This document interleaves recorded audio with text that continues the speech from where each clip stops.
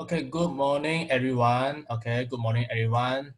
So sekarang saya akan berbincang lah. Okay, partial question lah.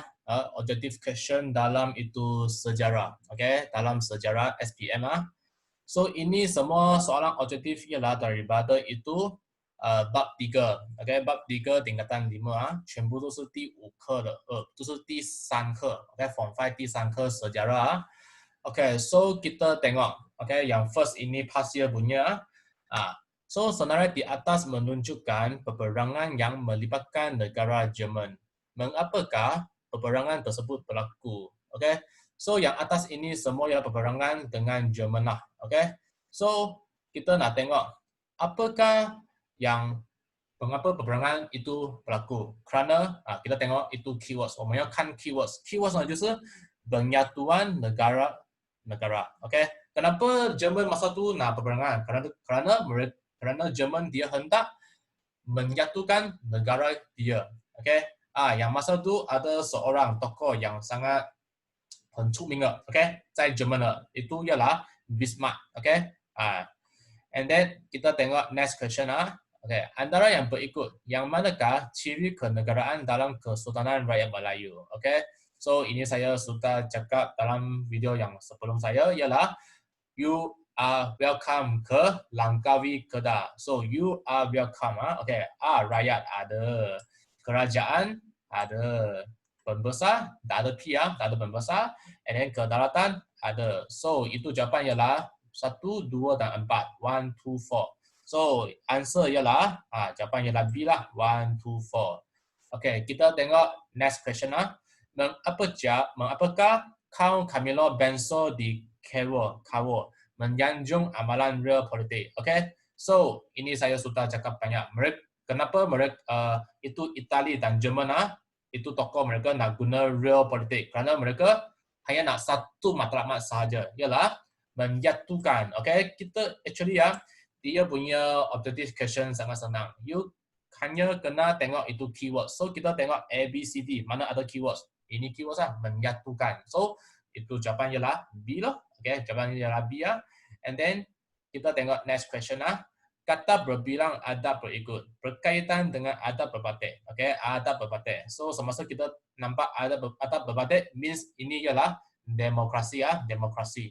Okay. So ini ada alam beraja, luak penghulu, suku berlembaga, anak buah berbatik. So ini ialah tersebut dapat berkaitan dengan apa? Okay, so ini ialah tentang itu pentadbiran Okay, so protokol istana salah, upacara perkahwinan salah, menyambut kelahiran pun tak betul So kita tengok yang D punya ialah apa jawapan? Yang D punya ialah pemilihan pemimpin. Ini betul. Okay, so itu sistem ialah untuk memilih pemimpin dari rendah ke atas. Okay, so you guys, you korang mesti tahu. Okay, dalam negeri 9 mereka sangat special punya. Mereka guna sistem demokrasi. Okay, yang pemilihan itu pemimpin ialah dari rendah sampai ke atas. Okay, dari beberapa lembaga, and then penghulu, and then until yang di Pertuan Agong. Okay, okay. So kita tengok yang next question. Kata berbilangan adab berikutlah diamaikan oleh masyarakat negeri 9. Okay, ini soalan yang sama dari negeri 9. Adab berbatik. So adab berbatik means demokrasi. Okay, jawapan sangat obviously Okay, jawapan ialah B. And then next question. Tokoh berikut mengamalkan konsep real politik serta politik darah dan besi semasa memerintah Jerman. Okay, so tokoh ini ialah Bismarck lah. Okay, dalam Jerman ialah Bismarck. So apakah beliau mengamalkan konsep tersebut? Okay, ini pun sangat senang Macam soalan sebelum yang saya sudah bincang ialah menyatukan negara. Okay, menyatukan. Ini keywords. So kita tengok keywords. Okay, mesti A lah. Okay, 1 minit pun tak perlu, sudah tahu itu jawapan. And then next question tokoh berikut telah membangkitkan semangat rakyat Prusia di medan perang. Ini Otto von Bismarck. Okay, ini Jerman punya orang Bagaimanakah beliau berjaya membangkitkan semangat tersebut? Okay, A, membebaskan golongan hamba, macam tak ada. Menyingkirkan golongan kapitalis pun tak ada. Okey, kita tengok C dan D ya.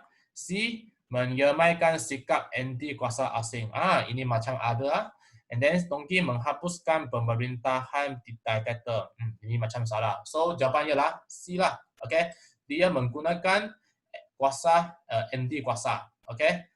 这个德国的这个人啊，这个将军啊，他就是利用了外面的人 ，OK， 他就跟外面，他就跟他家，他就跟他国家的人讲 ，OK， 外面的势力是不好的 ，so that 他就利用这个 anti kuasa asing 的方法来让自己的国家的人更加团结 ，OK，so Bismarck dia menggunakan ini sikap anti kuasa asing untuk menyatukan bangsa dia, OK，so kita tengok next question. Apakah peranan Buabak dalam sistem pemerintahan yang berasaskan adat berbatik di Negeri Sembilan? Okay, Buabak. Okay, so Buabak ada apa peranan? First, penasihat undang. Tak ada. Ini ialah lembaga punya. Memimpin suku macam pun tak ada. So mengetuai berut. Ini ada. Dia mengetuai berut. And then dia melantik lembaga. Ini betul. So jawapan ialah 3 dan 4. Okay, so ini punya soalan kalau you tak ada hafal itu sistem itu adat berbatik, so you mesti tak tahu bagaimana jawab. Okay, so you mesti nak hafal. 所以你们一定要背好来，那一个阿达伯巴蒂啊，它的 formula 是怎样？最底层的是什么？到上面的是什么 ？OK， 它有几个阶段的 ？OK， 最下面的话它是什么？然后到 Buabak, 然后到 lembaga, 然后到 penghulu, 然后到yang di bertuan besar. Okay. Senarai berikut adalah Undang-Undang Tubuh Kerajaan Melayu. Undang-Undang Tubuh Kerajaan Johor. And then juga ada Undang-Undang Tubuh Kerajaan Terengganu. So, mengapakah undang-undang tersebut digubal? Okay, so ini saya pun ada cakap. Mereka itu Johor dan Terengganu, mereka nak buat ini undang-undang untuk apa? Untuk kedaulatan, okay? Untuk mengekalkan kedaulatan. So ini jawapan sangat obviously ialah Dongki lah, okay? Dongki. A, B, C pun salah, okay? So you guys mesti faham, okay? Mereka buat ini undang-undang untuk menjaga, mempertahankan kedaulatan sendiri sahaja, okay? And then 12, okay? Question 12 Tokoh berikut telah berjaya menyatukan negara-negara masing-masing pada abad ke-9. Ada Itali dan Jerman. Okey, bagaimanakah mereka berjaya melakukan penyatuan tersebut? Okey, mengapa? Ini sangat easy lah. Saya sudah tengok itu jawapan. Keywords, real politic. Okey, saya sudah cakap dalam episode sebelum saya. 我之前讲过了。这个意大利dan Jerman okay, 他们是用着 real politic, okay? 意大利dan Jerman mereka gunakan real politic untuk mendapat matlamat mereka. So jawapan ialah C, cat Okay, so kita tengok next question. Okay, Raja satu berkaitan dengan ciri sesuatu bangsa. Kita ada ciri bangsa ada bidang kesenian, ada persamaan bahasa. And then the next one, okay? Ini you guys pun juga kena hafal.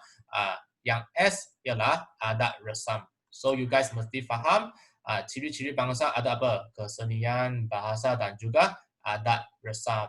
Okay? Mesti ada persamaan adat resam. And then next question.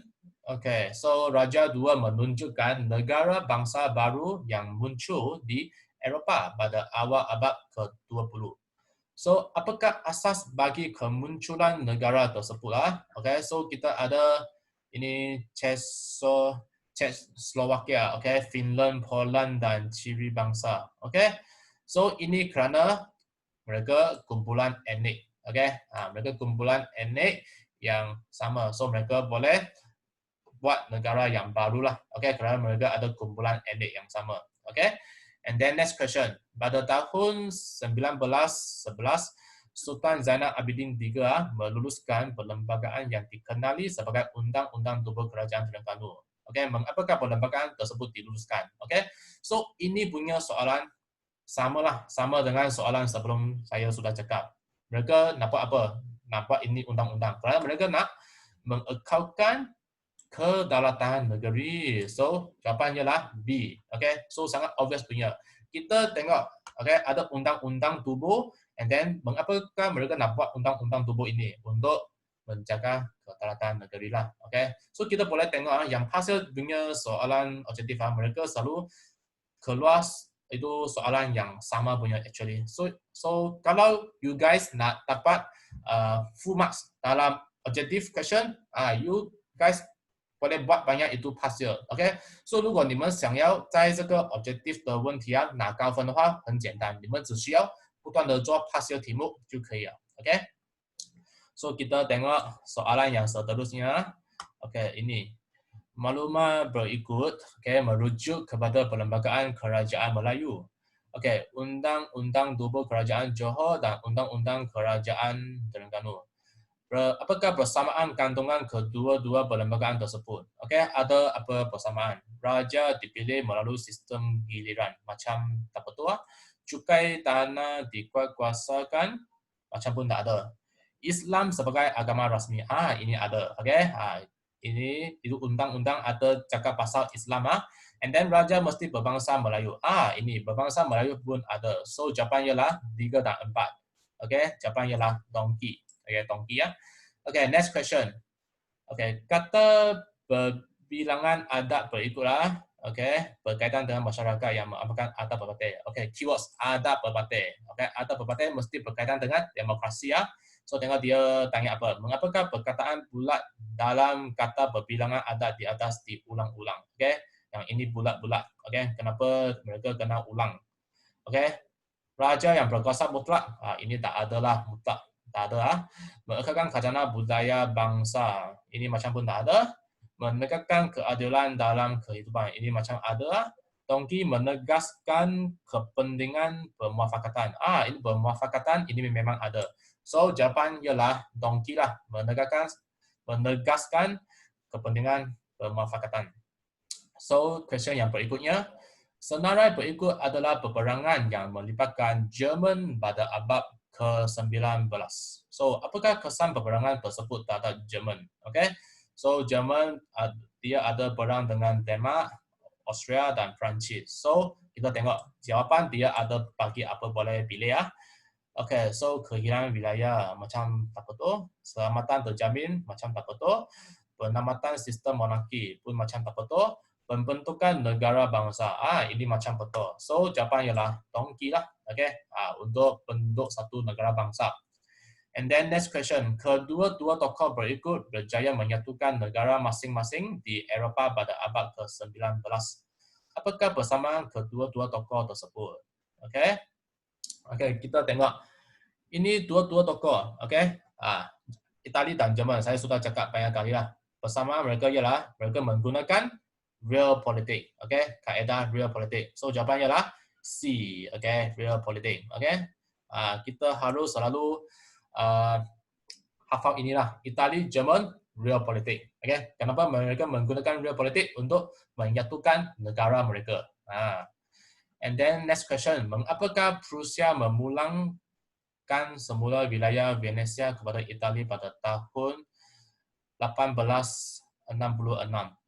Kerana pertukaran wilayah macam tak ada, arahan Liga Bangsa tak ada, kekalahan dalam peperangan.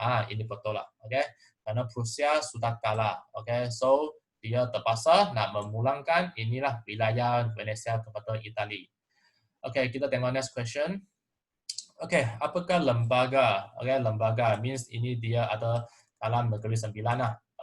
So apakah peranan lembaga? So ini you kena hafal itu adat berbatai. Peringkat lah. So lembaga punya tugas ialah untuk memilih undang. Jawapan ialah A. Jawapan ialah A ya. Next question. Apakah bukti yang menunjukkan adat berbatai menepati ciri-ciri demokrasi?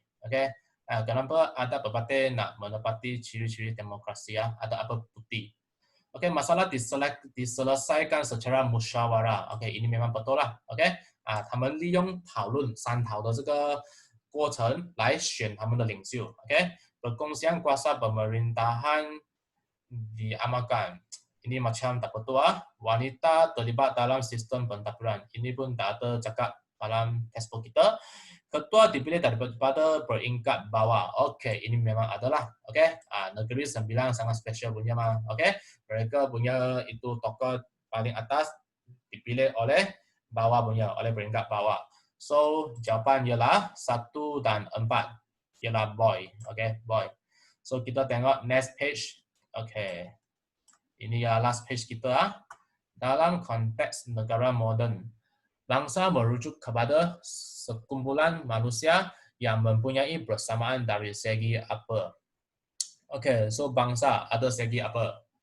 Okay, ada agama, macam tak betul bahasa, ya bahasa, adat resam, ini betul. So jawapan ialah 2 dan 3. Okay, 4 kegiatan ekonomi mesti salah punya lah. Okay, kerana dia ialah bangsa. Okay, bangsa tak ada berkaitan dengan ekonomi punya. Okay, and then next question, negara bangsa Jerman dan Italia dibentuk pada abad ke-19. Apakah persamaan pembentukan kedua-dua negara bangsa tersebut? Okey, ini soalan dia sudah tanya banyak kali lah. Okey, Jerman dan Itali mesti berkaitan dengan real politik. Okey, jawapan ialah B, boy. Persidangan Damai Paris telah menghasilkan Deklarasi 14 Perkara Woodrow Wilson. Apakah perkara yang terkandung dalam deklarasi tersebut? Okey, sistem monarki dibolehkan. Amalan real politik diharamkan, macam tak ada. Rakyat disatukan berdasarkan agama, macam pun tak ada. Sempatan negara ditentukan berasaskan bangsa. Ini ada cakap. Okay? Sempatan negara ditentukan berasas bangsa. Ini betul. So jawapan ialah D. Okay? Dalam sebelum itu note saya sudah ada cakap. Okay? Sebelum itu episod saya sudah saya ada cakap yang ini perkara Woodrow deklarasi 14 perkara Woodrow Wilson mereka ada cakap sempatan negara ditentukan berasaskan bangsa lah. Okay? So negara berikut muncul di Eropah pada awal abad ke-20. Okay? Poland, Yugoslavia, Czechoslovakia. So ini semua ialah negara yang baru punya. Okay? Kemunculan negara-negara tersebut adalah berdasarkan apa? Lokasi strategi bukan kumpulan etnik. Ini betul. Okay, kerana mereka mempunyai kumpulan etnik yang sama. So mereka boleh menjadi satu negara lah. Okay, satu negara yang baru. Ini sebelum itu kita ada buat itu soalan pun macam pattern ini punya. Okay, kumpulan etnik Okay, so kita tengok next question. Apakah kepentingan sistem membesar 4 lipatan dalam pemerintahan Kesultanan Melayu Melaka? Okay, so kita nak tengok ini ialah KMM. Okay, memastikan adat istiadat dipatuhi, memastikan sistem warisan terpelihara, menjamin keutuhan sistem pemerintahan beraja, and then mempertahankan sistem perundangan tempatan. So ini jawapan ialah apa? So ini saya rasa dia pun sangat obvious lah. Okay, mereka nak buat ini undang-undang. Okay, nak buat ini sistem pembesar 4 lipatan. Sangat obvious mereka nak buat untuk apa-apa? Untuk mengukurkan kedaulatan sendiri. Means mereka nak menjamin keutuhan sistem pemerintahan beraja. Okay, 他们要保护他们自己的那个地位、那个权利。Okay， 避免外面的势力、外面的国家攻进自己的地方。所以答案是 C 啦。Okay， so jawapan ialah C. Okay, and then next question apakah Otto Edward von Bismarck? Okay, ini Jerman punya tokoh menyerang negara berikut. Okay, ini untuk apa? Sangat senang keyword menyatukan. Okay, answer ialah B. Okay, menyatukan negara bangsa. Senarai berikut adalah ciri-ciri sesuatu bangsa. Ada resam bidang kesenian. Okay, yang lagi satu ialah apa? Bahasa, pertuturan. Sebelum kita pun ada buat. Okay, ada resam, kesenian dan juga bahasa bertutur. Okay, so okay. Hari ini episod sudah sampai sini lah. Okay, so kalau you guys ada apa-apa nak tanya pun boleh tanya dalam komen bawah. Okay, so 今天的就到这边lah. Okay, so you guys kalau rasa video saya sangat ada berfungsi kepada kamu, so you boleh subscribe channel saya dan juga share video saya, especially kepada tingkatan 5. Okay, kerana mereka nak menghadapi SPM pada tahun ini So, terima kasih, thank you banyak. Okay, 谢谢大家的收看。Okay, 我们下一期再见。Okay, kita jumpa kat next episode Okay, bye bye.